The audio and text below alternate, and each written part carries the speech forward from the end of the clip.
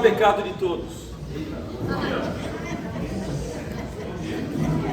Qual é o maior pecado de todos? Sabe qual é o maior pecado de todos? É o pecado não arrependido. Não importa qual seja. Mas hoje nós vamos dar ênfase num dos pecados mais comuns. O pecado cuja falta de arrependimento causa guerras, contendas. Nós vemos hoje Rússia guerreando contra a Ucrânia. Vemos lá na Palestina, Israel contra a Palestina, tudo por causa do quê? De orgulho. Porque eles acreditam que estão certos. E por causa de orgulho, muitas pessoas morrem. Muitas pessoas sofrem com perda de seus familiares. Vamos falar um pouquinho sobre o orgulho. O orgulho causa miséria, ele causa desemprego, ele causa conflitos no lar. Não? Às vezes, o lar de algumas pessoas é como uma Palestina contra Israel. Né? É um Hamas ali, não? É uma Ucrânia contra a Rússia, né? Então, às vezes isso acontece, nós vivenciamos isso. E eu tenho que tomar muito cuidado. Lá em casa tem a ONU, que é a Isabela, que ajuda a gente. Então, eu tenho que tomar muito cuidado no meu relacionamento com a minha esposa. Né? A faixa de Gaza, às vezes, é o próprio casamento. Né? Causa inimizades. O orgulho, eu acredito, que é o pecado que Satanás mais ama. Por quê? Porque a Bíblia fala claramente que Deus detesta esse pecado. A Bíblia fala em Provérbios 16, versículo 5. Vamos abrir lá. Bom dia a todos.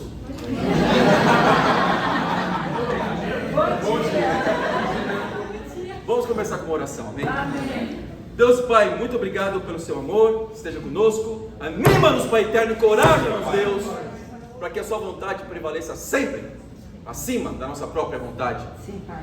Possamos estar de acordo, Pai eterno, com o seu amor, e muito obrigado por Jesus na cruz, que demonstrou, Pai eterno, a verdadeira humildade, Pai. Obrigado, em nome do Filho Jesus, que oramos e agradecemos. Amém. Amém. Provérbios 16, versículo 5.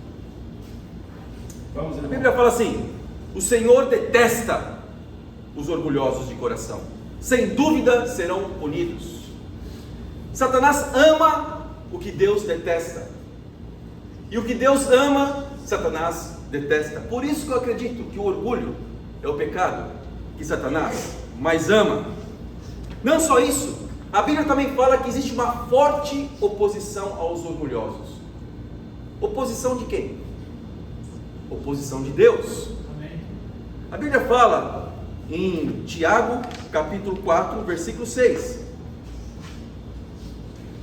Irmãos, uma coisa é ter Satanás como inimigo, também é um forte opositor. Outra coisa é ter Deus como opositor. Isso é terrível, não? Algumas pessoas pensam que eu estou sendo perseguido por Satanás, mas às vezes, por causa do orgulho, não é uma perseguição satânica. Talvez Deus está se opondo a você. Tiago capítulo 4, versículo 6. Hoje é papo reto, irmãos. Vamos lá.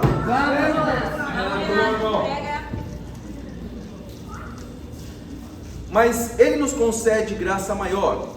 Por isso diz a Escritura: Deus se opõe aos orgulhosos, mas concede graça aos humildes. Não somente Tiago fala isso, Pedro também fala. 1 Pedro capítulo 5, versículo 5. Da mesma forma, vamos lá, 1 Pedro 5, versículo 5. Da mesma forma, jovens, e nós temos muitos jovens aqui, para mim todos aqui são jovens, com exceção de algumas pessoas que eu não vou falar quem são, mas estão dando risada agora. 1 Pedro 5, versículo 5. Da mesma forma, jovens, sujeitem-se aos mais velhos, sejam todos os humildes uns para com os outros. Por quê? Deus se opõe aos orgulhosos, mas concede graça aos humildes. Amém? Então existe uma forte oposição divina contra os orgulhosos, e hoje nós vamos analisar nosso coração, e nós vamos sair daqui hoje incomodados. Amém? Amém. Para a vergonha de alguns aqui, não é Satanás que está te perseguindo, e uma pessoa orgulhosa Deus está se opondo contra, normalmente ela tem algumas características. É uma pessoa desanimada, não? É uma pessoa que se sente desencorajada, é uma pessoa perturbada, é uma pessoa perdida. Ela não consegue encontrar razões espirituais para fatos que acontecem na sua vida, então ela se revolta, ela se enche de amargura. Uma pessoa a qual Deus está se opondo contra ela é uma pessoa que durante as canções está assim, não está cantando com ânimo.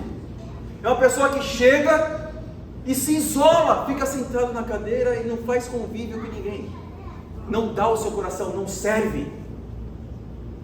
Por quê? Porque está desanimado, está perturbado, não? Está desencorajado, está desesperançado, sem vontade de estar com os discípulos, porque a luz incomoda quem está na beira das trevas, não? A luz incomoda quem está em pecado, é isso que acontece. Então por isso que a pessoa, muitas vezes ela não tem uma constância na sua presença para estar com discípulos nos cultos, porque talvez exista um pecado aí, chamado orgulho, e esse pecado é uma porta para que Deus possa estar se opondo contra você.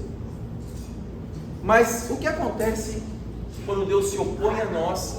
Nós ficamos desanimados, sentimos os sintomas, mas não sabemos sempre qual é a doença. Às vezes nós sentimos sintomas de uma doença, mas não sabemos qual é. Na verdade, aí é irmãs da medicina, não? Você precisa ir no médico para fazer exames, para saber qual é a sua doença. Você tem apenas os sintomas ali. Nós temos médicos, médicas e uma veterinária também. Se você não quiser ir no médico, pode ir.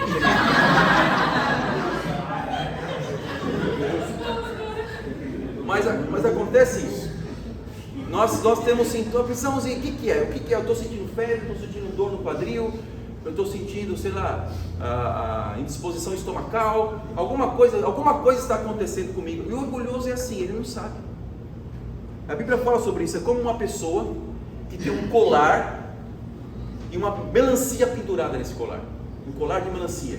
Todo mundo vê, mas a pessoa não consegue ver. Assim anda o orgulhoso, e a Bíblia fala sobre isso, Salmos 73, versículo 6.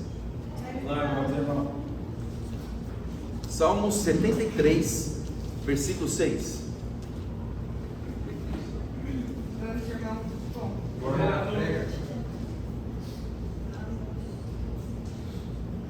Por isso o orgulho lhe serve de colar, e eles se vestem de violência, do seu íntimo brota a maldade, da sua mente transbordam maquinações. A Bíblia fala aqui que o orgulho pode servir de colar, não? Irmãos, há 3 pontos aqui que nós vamos ver hoje. Nós vamos ver as características de uma pessoa orgulhosa e vamos examinar nosso coração hoje. Vamos nos colocar à disposição de Deus, vamos examinar nosso coração para saber se nós temos algumas dessas características. Eu sei que existem outras, isso não se restringe apenas a 3 pontos, mas vamos ver alguns pontos específicos que podem revelar orgulho no nosso coração. Vamos nos colocar à disposição de Deus agora, amém? Amém. Vamos deixar o orgulho de lado, ao menos um pouquinho aqui, ao menos durante essa pregação. Vamos deixar o orgulho de lado e vamos fazer um exame profundo em nossas consciências. Amém. Assim você vai poder tomar sua Santa Ceia em paz. Amém? Então, o exame de consciência para tomarmos a Santa Ceia, que a Bíblia fala, pode começar agora. Amém? Durante essa pregação, há tempo de nós nos arrependermos. Eu vou buscar nesses 3 pontos, não citar nenhum exemplo de nenhuma pessoa, para que ela não se sinta orgulhosa, ao menos nessa pregação, tá bom? Então, eu já citei alguns aí, não, mas agora eu vou buscar não citar, porque nós vamos fazer um exame profundo. Primeiro ponto, qual uma das características de uma pessoa orgulhosa? Ela busca a aprovação dos homens, mais do que a aprovação de Deus. E às vezes isso está intrínseco, está ali, latente, e nós não percebemos isso. Vamos para Gálatas capítulo 1, versículo 10. Se preocupa muito com a imagem, se preocupa muito com o que as pessoas vão pensar, se preocupa muito com o seu desempenho, se preocupa com coisas aparentes e não com coisas profundas. Gálatas capítulo 1, versículo 10. Paulo fala assim: acaso busco eu agora a aprovação dos homens ou a de Deus? Ou estou tentando agradar a homens? Se eu ainda estivesse procurando agradar homens, não seria servo de Cristo. Uma pessoa orgulhosa, ela tem uma necessidade imensa de ser reconhecida. Sabe como essa pessoa reclama? Ela reclama assim: todo mundo me critica, todo mundo fala aquilo que eu preciso mudar, mas ninguém me encoraja, ninguém me anima. Na verdade, se alguém fala que precisa de encorajamento, muito provavelmente é porque a pessoa não quer ser encorajada, quer ser bajulada. Qual a diferença em querer ser bajulado e querer ser encorajado? A pessoa que quer ser bajulada, ela não se arrepende do seu pecado, ela continua ali com o seu pecado, mas quer ser encorajada. Isso é bajulação que você quer, não é arrependimento, não é encorajamento. Não fale no discipulado que você quer encorajamento, se você não se arrepende dos seus pecados. Jesus mais desafia do que encoraja. Seu relacionamento com Deus não te faz seguro o suficiente para não precisar ser bajulado? Como sabemos que alguém quer bajulação? Quando não se arrepende do pecado. Cuidado, você pode ter um colar invisível que você não está enxergando, uma melancia enorme no seu pescoço, todo mundo vê o seu orgulho, menos você. Segunda característica de um orgulhoso: é orgulhoso com a verdade. Rebate quando alguém quer te corrigir. Ponto número 2. Rebate o discipulado. Provérbios capítulo 13, versículo 18.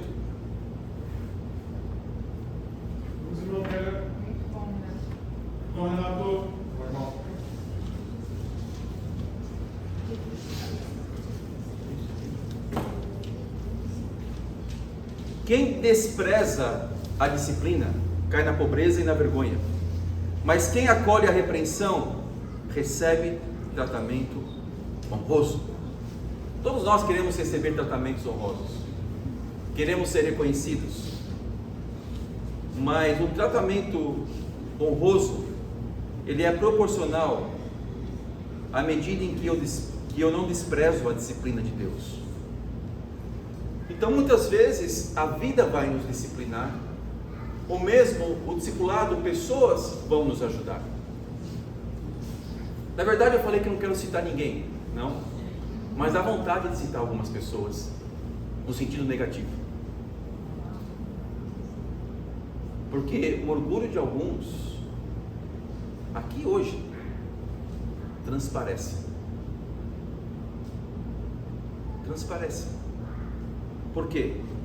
Porque muitas pessoas aqui se sentem vítimas, por isso que não se arrependem com a repreensão. A única vítima do seu pecado foi Jesus, não é você. Se você quer falar de alguma vítima, não é você, é Jesus. Hebreus 12, versículo 3.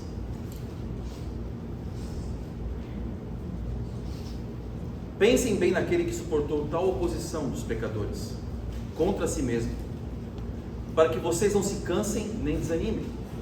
Na luta contra o pecado, vocês ainda não resistiram até o ponto de derramar o próprio sangue. Quem que resistiu até o ponto de derramar o próprio sangue? Jesus.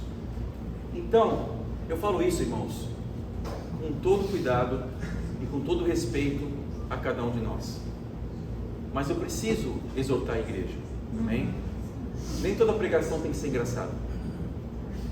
Nem toda pregação ela tem que massagear nosso ego. Temos que falar sim sobre orgulho. E como que se lida com o orgulhoso? Com uma forte repreensão. Então isso é para que nós possa chamar a nossa atenção e fazermos uma análise de consciência. Algumas pessoas têm se demonstrado muito orgulhosas no discipulado. E Maria José e eu, como nós lideramos a igreja, nós somos os para-raios da igreja. Então as coisas caem na gente primeiro. Nós precisamos saber o que acontece com a igreja para podermos ajudar. Mas o que normalmente uma pessoa orgulhosa faz? Eu não quero que meus pecados cheguem até o Renato, cheguem até a Maria José. 1 Coríntios 1, versículo 11 fala que Paulo sabia, Paulo foi informado pelos da família de Chloe o que estava acontecendo com a igreja. Então a liderança, ela sabe o que está acontecendo, não para fofocar. Imagina você vai no médico, o médico pergunta para você assim: o que você está sentindo? Não vou falar. Descubra você não é médico? Algumas pessoas são assim no discipulado, não querem, sabe? Então essa é uma característica muito forte de um orgulhoso, porque não querem sentir a vergonha de ter que se arrepender. Um orgulhoso se sente superior, não? Então não se sinta vítima, a única vítima foi Jesus. E ponto número 3, pregação hoje é rápida. Uma pessoa orgulhosa, eu sei que há muitas outras características, mas uma pessoa orgulhosa, ela rebate a Bíblia mesmo ela sendo clara. Porque a Bíblia é ela mesma, na mente de um orgulhoso. Os seus conceitos do que é certo e errado são seus próprios conceitos de acordo com a sua própria experiência de vida. A Bíblia é um livrinho de sugestões. De vez em quando eu leio para me sentir bem, para dizer que eu estou fazendo o que é certo. Assim vive o estilo de vida de um orgulhoso. Ele vive de acordo com a sua própria mente e não se dobra a Bíblia. Faz isso para proteger seu pecado. Prefere acreditar em falsa doutrina, e às vezes a falsa doutrina não vem do mundo religioso, ela vem da sua própria cabeça.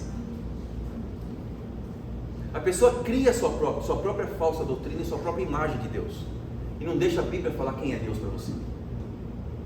Assim age um orgulhoso. Ou acredita mesmo em doutrina de demônios, para não lidar com o pecado. Se você tem muita dificuldade para se convencer com coisas claras na Bíblia, tome cuidado, você tem um colar, que é o colar do orgulho. Deixa a palavra de Deus falar mais alto do que seus sentimentos, suas vontades, suas tradições. É assim. Vou dar alguns exemplos, mas antes vamos ler uma escritura. Marcos 8, versículo 15. Vamos lá. Estão comigo, irmãos? Marcos 8, versículo 15. Vamos, Renato. Advertiu-os Jesus: estejam atentos e tenham cuidado com o fermento dos fariseus e com o fermento de Herodes. E eles discutiam entre si, dizendo: é porque não temos pão. Olha só a mente deles, dos discípulos. Versículo 17. Percebendo a discussão, Jesus lhes perguntou: por que vocês estão discutindo sobre não terem pão? Ainda não compreendem, nem percebem? O coração de vocês está endurecido? Uma pergunta. Essa é a pergunta que Jesus faz para cada um de nós hoje. Seu coração está endurecido por causa do orgulho? Você não compreende coisas tão claras da Bíblia? Não compreende? Porque o arrependimento é muito simples. Basta eu reconhecer meu pecado, me humilhar diante de Deus, saber que Jesus morreu por mim na cruz, para que esse pecado pudesse ser eliminado da minha vida e eu me arrepender. Essa é uma mensagem difícil para você? Por que muitos não compreendem? Porque não querem mudar. O coração de vocês está endurecido? Aos que acreditam em doutrinas, mesmo falsas, mesmo com a Bíblia falando claramente contra. Vou dar alguns exemplos. Há pessoas que acreditam em mediadores além de Jesus. Sabia disso? Mesmo sabendo que Jesus fala, lá em 1 Timóteo 2, versículo 5, vamos lá. Vamos lá, irmão, prega. 1 Timóteo 2, versículo 5. Pois há um só Deus e um só mediador entre Deus e os homens. O homem, Cristo Jesus. Você não vê nenhum exemplo na Bíblia. Nenhum exemplo. Zero. De pessoas, de discípulos, pessoas próximas de Deus, pedindo orações daqueles que já morreram. Porque só Jesus é meu mediador. Num plano espiritual, no mundo espiritual. enquanto estamos vivos, pedimos oração uns pelos outros, mas de pessoas que já morreram. Saul tentou fazer isso. O que aconteceu com Saul?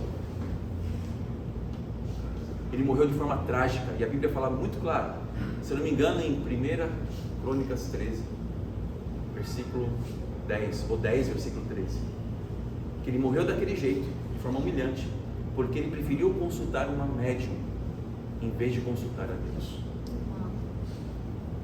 Mediunidade, isso. Pedir intercessão de santos é mediunidade. Isso está muito claro na Bíblia. Mas por que as pessoas não mudam? Porque as pessoas não querem, porque elas preferem acreditar em falsas doutrinas do que acreditar na Bíblia muito clara. Outro exemplo: há os que acreditam que há discípulos em denominações que não acreditam no batismo para a salvação. E eu vou dizer para vocês, mais de 80% das igrejas acreditam que a pessoa possa ser salva antes de ser batizada. Basta aceitar Jesus no coração.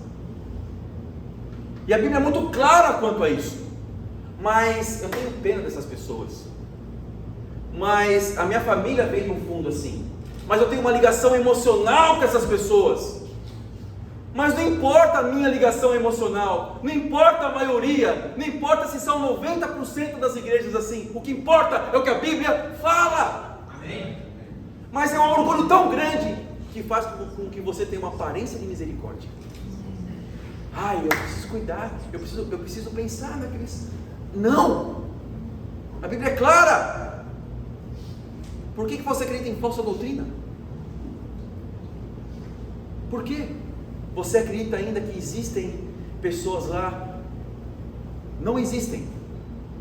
Talvez você tenha feito parte dessa igreja durante anos e ninguém lidou com os pecados seus lá, porque não existe discipulado. O discipulado bíblico. Vamos lá. Vamos para 1 Pedro 3, versículo 21.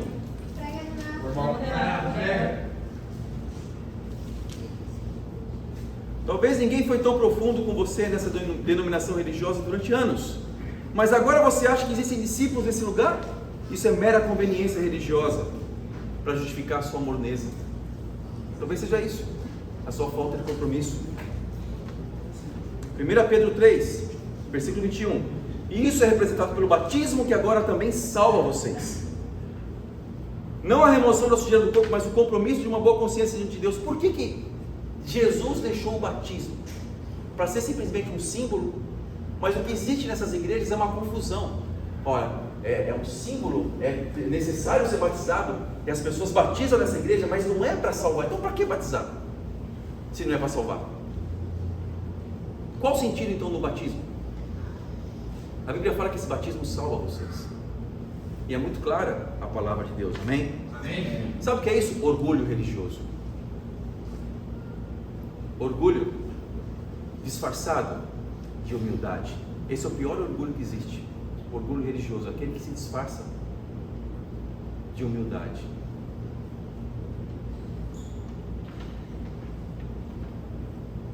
Há também os que acham que podem estar bem sem estar nos cultos. Aqueles que podem estar bem espiritualmente sem estar na reunião da família. Mesmo a Bíblia deixando claro em Hebreus 10, 25, não deixemos de reunir-nos como igreja, segundo o costume de alguns, mas procuremos encorajar-nos uns aos outros, ainda mais que vocês veem que se aproxima o dia. Às vezes criamos uma tese para justificar que eu posso estar bem longe da reunião da família. Algumas pessoas criam um TCC espiritual. Sabe o que mais acontece dentre as pessoas que caem da fé? Elas sentem uma necessidade enorme de justificar o porquê caíram da fé. Como? Atacando a sã doutrina, para se sentirem bem. Não, mas o discipulado quer controlar a minha vida. É uma mentira. Deus quer controlar a sua vida e usa o discipulado para te ajudar. Não, mas eles me obrigam a estar nos cultos, senão eu não sou discípulo. Eu quero liberdade em Cristo. Não, a Bíblia fala sobre isso, que é necessário não abandonar o costume de assistir às reuniões. Mas daí vou criar um TCC sobre isso, para justificar. Coisas que você precisa justificar muito, porque muito, tem alguma coisa errada aí, quando a Bíblia é muito clara. Não se engane por Satanás. Se estamos muito tempo fora do corpo, é como um pedaço de madeira, de brasa, fora da fogueira. A fogueira vai continuar acesa, mas a brasa vai se apagar mais rápido. Se estamos muito isolados da manada, Satanás, que é um leão, ele fica à espreita, ele quer atacar os animaizinhos isolados. Ele não vai perder tempo correndo na manada, porque sabe que a manada pode atacá-lo. Então ele vai atrás dos doentes, dos que estão mais isolados, daqueles que correm menos, dos mais novinhos. Assim é Satanás, que a Bíblia fala em 1 Pedro 5,8 que ele é um leão. É um leão que está rugindo e está indo atrás de cada um de nós. Então é necessário nós estamos aqui, amém? Olha que incrível hoje, não? Sim. Estou vendo a carinha de vocês sérias aí, né? Então é isso mesmo. É importante tudo isso, mas tudo isso está relacionado aqui ao orgulho de eu formular doutrinas na minha mente para justificar o meu pecado. Qual doutrina na sua mente você está formulando para justificar o porquê você é assim? É por causa da minha criação, é por causa dos problemas familiares que eu tive, é porque é uma questão que eu tenho dúvida ainda. Mas a Bíblia está sendo muito clara, há meses, há anos para cada um de nós, não? Mas não há crescimento espiritual necessário.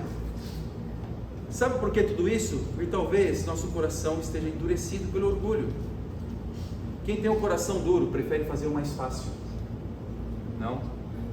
O simples fato de você achar doutrinas falsas como verdadeiras, sem comprovar na Bíblia, não significa que são verdadeiras. Você pode justificar aquilo que você não concorda na igreja, você pode justificar com escrituras? A primeira pergunta é essa. Ou é um machismo? Se for um machismo, é para justificar o injustificável. Então, irmãos, vou tentar encorajar vocês agora, tá bom? Eu tenho 2 desafios para cada um de nós. Os desafios vêm das Escrituras. O primeiro desafio está em Filipenses 2, versículo 3. Vamos lá. Não façam nada por ambição egoísta ou por vaidade, mas humildemente considerem uns aos outros superiores a si mesmos. Então, o primeiro desafio é: considere o outro superior a si mesmo. Atenda às necessidades do outro, amém? É isso que nós precisamos. Isso chama o quê? Discipulado. Então nós estamos aqui para atendermos às necessidades do outro. Eu não estou aqui para receber. Então nós que vamos para essa conferência, vamos ter essa escritura aqui como mandamento de Deus, amém? Amém. Por quê? Porque muitos vão para a conferência para serem o quê? Animados. Que incrível, mas imagina, se todo mundo for para a conferência para ser animado, com essa mesma expectativa, você vai ser animado? Não. Todo mundo vai ficar assim: cadê o ânimo? Cadê o ânimo? Todo mundo assim, não?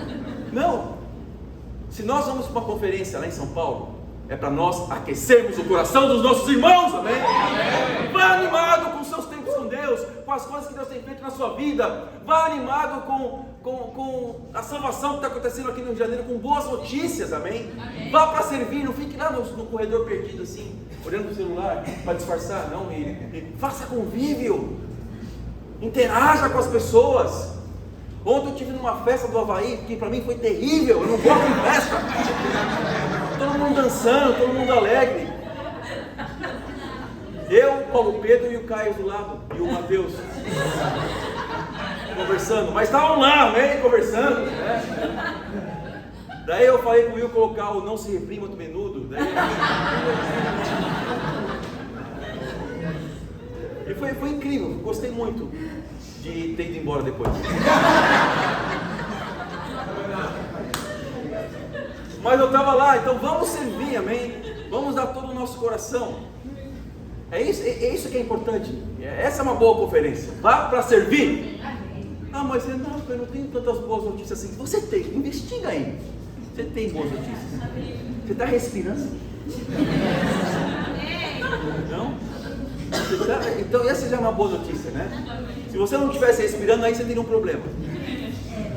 Então, animemos nossos corações, amém? Amém. Outro desafio está em Tiago 4:10.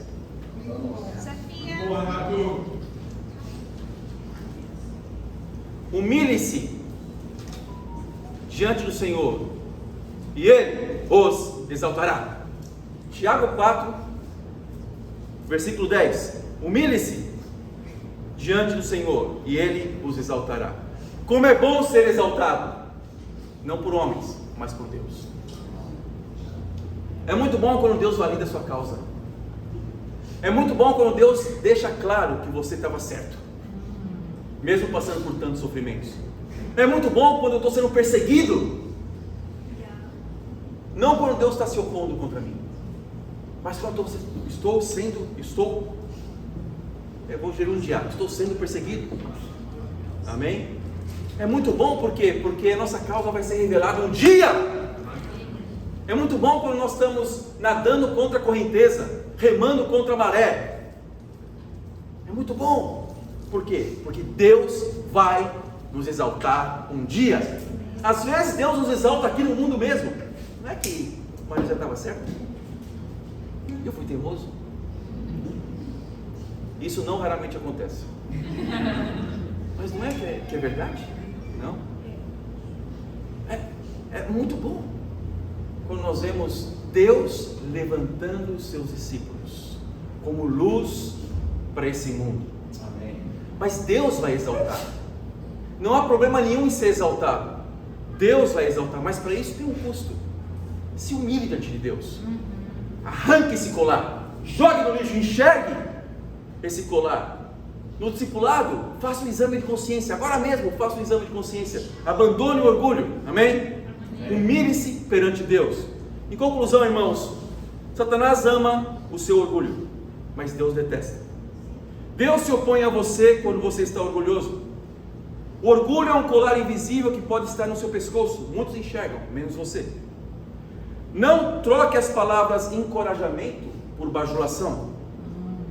Se você não se arrepende, você quer ser bajulado, não encorajado. Não se sinta vítima das situações. A única vítima do nosso pecado foi Jesus Cristo. E não justifique o orgulho com doutrinas falsas. Seja íntegro e humilde para admitir que você está errado, se a Bíblia mostra isso. O que nós vamos fazer agora, irmãos? Vamos nos ajoelhar e terminar com uma oração. Amém?